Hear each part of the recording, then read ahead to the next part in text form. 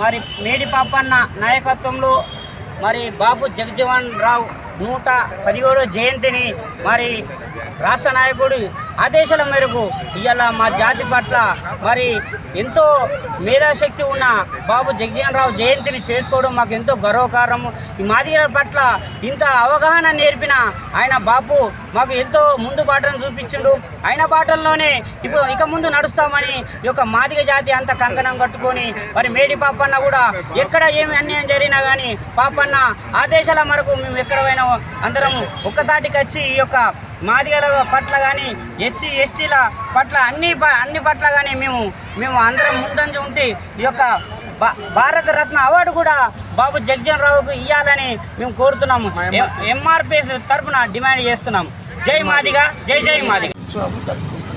Doctor Babasaheb Ambedkar పాత భవనం అండి.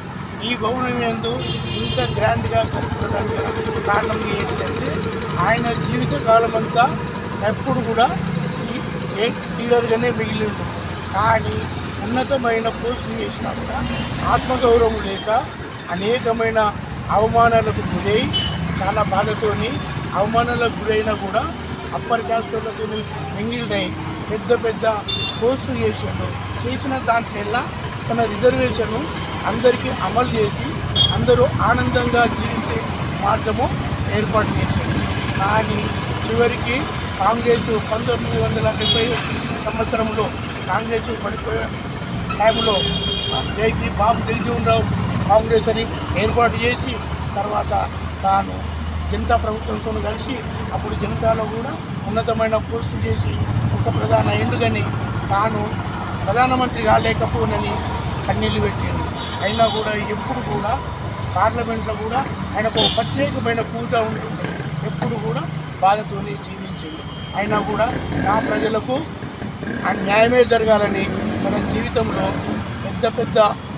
ఎంత పెద్ద ఉద్యోగాలు చేస్తే ఆ డిపార్ట్మెంట్లో ఎన్ని ఖాళీలు ఉంటే అన్ని ఖాళీలు బీసీలకు రైల్వేలో కానీ కుర్తారు ఆఫ్ ఇండియాలో కానీ రైలు ప్రతి దగ్గర నింపి అందరికీ బలంగా న్యాయంగా బతికే మార్గం ఏర్పాటు చేసింది. కాబట్టి ఆయన జయంతి ఉత్సవం చేస్తున్నాము.